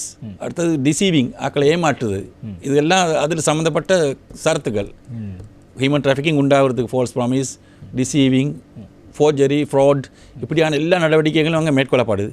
இவை எல்லாத்தையும் ஏமாந்து தண்ட அறிவோடு போகிறது ஸ்மக்லிங். உதாரணமாக இன்னொரு ஆள் கொண்டு போகிறார், எனக்கு சொல்கிறார் 25 லட்சம் தந்தால் அவங்கள நான் கொண்டு போய் கனடாவில் இறக்கி விடுறேன். அப்போ போகிறார், தாராளமாக போகிறார், விருப்பத்தோடு போகிறார், தண்ட அறிவோடு போகிறார். கண்டிப்பாக போர்டர் விட்டு போர்டர் போகுது. அப்போ அதுக்கு நாங்கள் சொல்ல ஹியூமன் ஸ்மக்லிங் உண்டு. ஹியூமன் டிராஃபிக்கிங்னு சொல்லக்கூடிய விஷயம் நாட்டுக்குள்ளேயே நடக்கலாம். நான் கடந்த காலங்களில் பேப்பரில் படிச்சிருப்பீங்க, பத்திரிகைகளில் நாட்டுக்குள்ளேயும் சிறுமிகளை கொண்டு வந்து மலைநாட்டு பகுதியில் அப்பாவி சிறுமிகளை கொண்டு வந்து அது சுரண்டல். ஒருத்தருடைய சிரமத்தை சுரண்டி பிழைக்கிறது வந்து ஹியூமன் டிராஃபிக்கிங்னு சொல்லுவோம். அது வெளிநாட்டிலே நடக்கலாம். சில நேரம் இவை இரண்டும் இணைந்து human trafficking plus human smuggling கூட்டாக நடக்கக்கூடிய சான்சஸ் நிறைய இருக்குது. அதனால் தங்களை தாங்களே விக்டிம்ஸாக மாற்றிக்கொள்ளாமல் தப்பிக்கொள்வது தான் புத்திசாலித்தனமானது. தங்களுடைய பொருளாதாரத்தையும் சீர்குலைத்து நல்ல வாழ்க்கையும் சீர்குலைத்து அவற்றை போய் திரும்ப சிறை வாழ்வு அனுபவித்து நாடு திரும்பி வர வேண்டிய நிலைமை வரும். இங்கே வந்தாலும் கூட கடுமையான சட்டங்களுக்கு முகம் கொடுக்க வேண்டி வரும். சட்ட நோக்கங்களுக்காக வேண்டி சில நேரங்களில் சிறைவாசத்துக்கு கூட போகக்கூடிய சான்ஸ்கள் நிறைய இருக்குது. எனவே அந்த விடயங்களை இதை முட்டு முழுதாக அறிந்து கொள்வது நண்பன் என்பதுதான் எங்கள் தமிழ் பேசும் நண்பர்களுக்கு எங்களால் சொல்லக்கூடிய ஒரே ஒரு அறிவுரையாக இருக்கிறது. இன்னும் ஒரு கேள்வியும் இருக்கிறது. இந்த கடவுச்சீட்டு தொடர்பாக நாங்கள் அண்மையில் பேசியிருந்தோம், கடந்த காலங்களில் பேசுகிறோம். இப்போது நீங்களும் ஆரம்பத்தில் சில விடயங்களை குறிப்பிட்டிருந்தீர்கள். இந்த கடவுச்சீட்டு பெறுகின்ற விடயத்தில் இலங்கை குடிவரவு குடியகழ்வு திணைக்கள பிரதான காரியாலயத்தில் நீண்ட வரிசை மக்கள் வெள்ளம் நிரம்பி இருப்பதாக கூறப்பட்டது. இன்னும் மக்கள் அதிகம் இருக்கிறார்கள். ஆன்லைன் புக்கிங் போடப்பட்டும் இன்னும் 2-3 மாத காலங்களுக்கு பெற்றுக்கொள்ள முடியாமல் இருப்பதாக கூறப்படுகிறது. எனவே இப்போது அதிகளவானவர்கள் வெளிநாடு செல்ல முயற்சிக்கிறார்கள். இதனை மேம்படுத்துவதற்கு அல்லது மக்கள் அலைக்கழிக்கப்படுவதை தடுப்பதற்கு குடிவரவு குடியகழ்வு திணைக்களம் எப்படியான திட்டங்களை எதிர்காலத்தில் முடக்கப் போகிறது? எப்படியான திட்டங்கள் கைவசம் இருக்கு? சிறப்பான காலத்துடன் தொடர்பான கேள்வியை நீங்கள் தொடுத்தீர்கள். அடுத்ததாக தற்சமயம் உங்களுக்கு தெரியும், கொரோனா தொற்றிலிருந்து உலகளாவிய ரீதியில் ஒரு பொருளாதார பின்னடைவு காணப்படுகிறது. அது இலங்கை போன்ற வளர்ந்து வரும் நாடுகளை பாரிய அளவில் பாதித்து விட்டது. எனவே இந்நாட்டு மக்கள் வெளிநாட்டு தொழிலுக்கு போகக்கூடிய ஒரு ட்ரெண்ட் அதிகமாக ஏற்பட்டு விட்டது. எனவே நிறைய பேர் நாங்கள் ரஃபாக கணக்கு பார்த்தோம், நேற்று மட்டும் ஒரு 3 லட்சம் பேர் தொழிலுக்காக போயிருக்கிறோம். 4 லட்சத்துக்கு கிட்ட ஆட்கள் வந்து பாஸ்போர்ட் எடுத்திருக்காங்க. அப்போ அந்த அளவுக்கு வெளியில் போகிறது இருக்குது. அப்போ அதனால் கியூவும் கொஞ்சம் கூடத்தான் செய்யும் கட்டாயம். அதை நாங்கள் எப்படி சமாளித்து எங்களோட பிராந்திய காரியாலயங்கள் மாத்திரை, அது மாதிரி கண்டி, குருநாகல், அடுத்தது வவுனியா, இது 4லேயும் சிறப்பாக செய்கிறோம். ஒரு பிரதான காரியாலயத்தையும் செய்து கொண்டிருக்கிறோம். கிட்டத்தட்ட 4000 பேருக்கு கிட்ட 2 டேர்ன்ஸ் வேலையை செய்கிறோம். மார்னிங் டேர்ன் உண்டு, ஈவினிங் டேர்ன் உண்டு. இரவு 10-11 மணிக்கு சில ஆட்கள் வீட்டு போகிறது. இந்த அளவுக்கு கடுமையாக வேலை செய்கிறா நாட்டு நிலைமை, நாட்டுக்கு ஏதாவது டொலர்களை பணங்களோ உழைக்கணும், வெளிநாட்டு பணம் அனுப்புதல்களை நாங்கள் ஊக்குவிக்கும் மூலமாக இந்த நடவடிக்கை ஈடுபடுகிறோம். ஸோ அது உண்மையான செய்தி. இது எதிர்காலத்தில் தற்சமயம், அதாவது சொல்லப்போனால் தற்சமயம் குடிவரவு கட்டுப்பாட்டு நியாயமாக இருக்கக்கூடிய ஹர்ஷ இலுக்பிட்டி அவர்கள் இலங்கை நிர்வாக சேவையில் நீண்ட அனுபவமுடைய ஒரு சிறந்த ஒரு அதிகாரி. அவர் தன்னுடைய திறமைகளை வெளிக்காட்ட நீண்ட காலமாக இப்போ புதுசாக தான் அவர் வந்தவர். இப்போ வெளிக்காட்ட தொடங்கி இருக்கிறார். அவர் என்ன சொல்கிறார்னா, இப்போ இனிமேல் பாஸ்போர்ட்டுக்காக ஜனவரி நடுப்பாக இருந்தது நாங்கள் செயல்படுத்தியிருக்கிறோம். ஆன்லைன்லேயே போடக்கூடிய ஒரு சந்தர்ப்பத்தை அவர் ஏற்படுத்தி கொடுக்குறார். அதுக்குரிய சகல விதமான மென்பொருள் இதெல்லாம் செய்து முடிஞ்சு, சாஃப்ட்வேர் டெவலப்மெண்ட்லாம் செய்து முடிஞ்சு ஜனவரி நடுப்பகுதியிலிருந்து ஆன்லைன்லேயே அப்ளை பண்ணலாம். அப்போ வழி சுகமாக இருக்கும். ஆவணங்கள் எல்லாம் ஆன்லைன் நீங்கள் அனுப்பலாம், அதையும் கூட அப்லோட் பண்ணலாம். அப்போ அதை நாங்கள் சரிபில் பார்க்குற எங்களோட வேலை இங்கேருந்து. அதாவது நீங்கள் ஆன்லைனில் இனி புக்கிங் போட தேவையில்லை. அதாவது அதை தடுக்கிறதுக்காக வேண்டி தான் இடைத்தரகர்கள், வெளியே இருக்கக்கூடிய தரகர்களுடைய பிரச்சனையிலிருந்து பொதுமக்கள் அப்பாய மக்கள் மாட்டிக்கொள்வதற்காக தற்போதைய கட்டுப்பாடு நாயகம் ஹர்ஷ இலுக்பிட்டி அவர்கள் இது சம்பந்தமாக தனிப்பட்ட கவனத்தை செலுத்தி நடவடிக்கை எடுத்திருக்கிறார்கள். எனவே எதிர்வரும் காலங்களில் ஆன்லைன்லேயே பாஸ்போர்ட்டுக்கு அப்ளை பண்ணலாம். அப்போ தங்களுக்கு விரல் அடையாளம் செய்வதற்காக பிராந்திய காரியாலயங்களிலும் 10 தெரிவு செய்யப்பட்ட டிஎஸ் ஆஃபீஸ், பிரதேச செயலகங்களிலும் அதுக்குரிய உபகரணங்களை வழங்கி பயிற்றப்பட்ட அலுவலகர்கள் மூலமாக செய்யலாம். அப்போ இங்கே வரும்போது பாஸ்போர்ட்டுக்கு வேண்டி வந்து தங்களுடைய ஆளடித்தை உறுதிப்படுத்தி எடுத்துக்கொள்ளலாம். அல்லது கூரியர் சர்வீஸ் மூலமாக பாஸ்போர்ட்டை அனுப்பக்கூடிய லெவலுக்கு கொண்டு வர போகிறார். அது மட்டுமல்லாமல் நீங்கள் சொன்ன மாதிரி எங்களுடைய பாஸ்போர்ட்டை வேறு விதமாக மாற்றங்கள் செய்யக்கூடிய, ஃபோர்ஜரி பண்ணக்கூடிய இதை தடுக்கிறதுக்காக வேண்டி தற்போதைய கட்டுப்பாட்டாளர் நாயகம் அவர்கள் பாஸ்போர்ட்னு சொல்லுவோம் நாங்கள், எலக்ட்ரானியல் பாஸ்போர்ட் சிப்போட கூடின அது சம்பந்தமாக பூர்வ நடவடிக்கையில் தற்சமயம் மேற்கொண்டு இப்போ அது வந்து டெண்டர் கால் பண்ணி நடைமுறைப்படுத்தக்கூடிய லெவலுக்கு கொண்டு வந்துட்டார். அதையும் நாங்கள் 2024-25 வருஷத்துக்குள்ளே செயல்முறைப்படுத்தக்கூடிய ஒரு சிறப்பான நிலையில் உள்ளோம். ஆமாம், நிச்சயமாக நீங்கள் இறுதியாக கூறிய விடயங்கள் ரசிகர்களை பொறுத்த வரைக்கும் மிக முக்கியமாக இருந்திருக்கும். காரணம், இனிவரும் ஜனவரி நடுப்பகுதிக்கு பிறகு நீங்கள் வந்து கொழும்பில் வரிசையில் நிற்க வேண்டிய தேவையில்லை, அல்லது ஆன்லைனில் புக்கிங் செய்ய தேவையில்லை. நேரடியாக நீங்கள் ஆன்லைனில் உங்களுடைய பாஸ்போர்ட் டாக்குமெண்ட்ஸை நீங்கள் போட்டு பாஸ்போர்ட் எடுத்துக்கொள்ளக்கூடிய வாய்ப்பு இருப்பதாக, அதற்கான ஏற்பாடுகள் மேற்கொள்ளப்படுவதாக தெரிவித்திருந்தால் நல்ல சிறந்த ஒரு விடயம். எனவே இன்றைய தினம் நாங்கள் முக்கியமாக பேசியிருந்த விடயம் என்னவென்றால், குறிப்பாக எல்லை கட்டுப்பாட்டு முகாமைத்துவம் இப்போது அதிகளவானோர் வெளிநாட்டவர்கள் நாட்டுக்கு வருகை தருகின்ற விடயம், அதே போல இலங்கையர்கள் வெளிநாடு செல்கின்ற விடயம், விசா பெற்றுக்கொள்கின்ற விடயம், விசா பெறுகின்றவர்கள் மேற்கொள்ள வேண்டிய நடவடிக்கை, சட்டவிரோதமாக வந்தால் என்ன செய்வதென பல விடயங்கள் தொடர்பாக நாங்கள் பேசியிருந்தோம். அதற்கு மேலதிகமாகத்தான் இந்த வெளிநாட்டு சென்றவர்கள், இங்கிருந்து சென்றவர்கள் தொடர்பான விடயங்கள் தொடர்பில் நாங்கள் கவனம் செலுத்தியிருந்தோம். எனவே இன்றைய நிகழ்ச்சி எல்லை தாண்டி செல்கின்றவர்களுக்கும் எல்லை தாண்டி வருகின்றவர்களுக்கும் இருக்கின்ற சட்ட அணுகுமுறை தொடர்பான விடயத்தை மக்களுக்கு தெளிவுபடுத்துவதற்கான ஒரு மக்கள் சேவை நிகழ்ச்சியாக இன்றைய நிகழ்ச்சி அமைந்திருந்தது. எனவே இலங்கையினுடைய குடிவரவு குடியகல் திணைக்களத்தினுடைய பிரதான அதிகாரி திரு MT ஜைனுல் ரிலா அவர்கள் நிகழ்ச்சிக்கு வருகை தந்து இந்த விடயங்கள் தொடர்பாக பல்வேறு முக்கியமான விடயங்களை, காத்திரமான விடயங்களை சுட்டிக்காட்டியிருந்த வசந்தம் டிவியினுடைய மக்கள் சேவை நிகழ்ச்சி சார்பாக உங்களுக்கு எங்களுடைய நன்றிகளை தெரிவித்துக் கொள்கின்றோம். நன்றி திரு பிரசன்னா அவர்களே, நன்றி வசந்தம் டிவி அன்பர்களே. ஆமாம், எனவே இந்த தகவலோடு இது முக்கியமாக இந்த விடயங்களை நீங்கள் கவனத்தில் கொண்டு எதிர்காலத்தில் இந்த செயற்பாடுகள் நடைபெறும் நம்பிக்கையோடு இந்த தகவலோடு இன்றைய மக்கள் சேவை நிகழ்ச்சியை நாங்கள் நிறைவு கொண்டு வருகிறோம். அடுத்த மக்கள் சேவை நிகழ்ச்சியில் சந்திக்கலாம். வணக்கம்.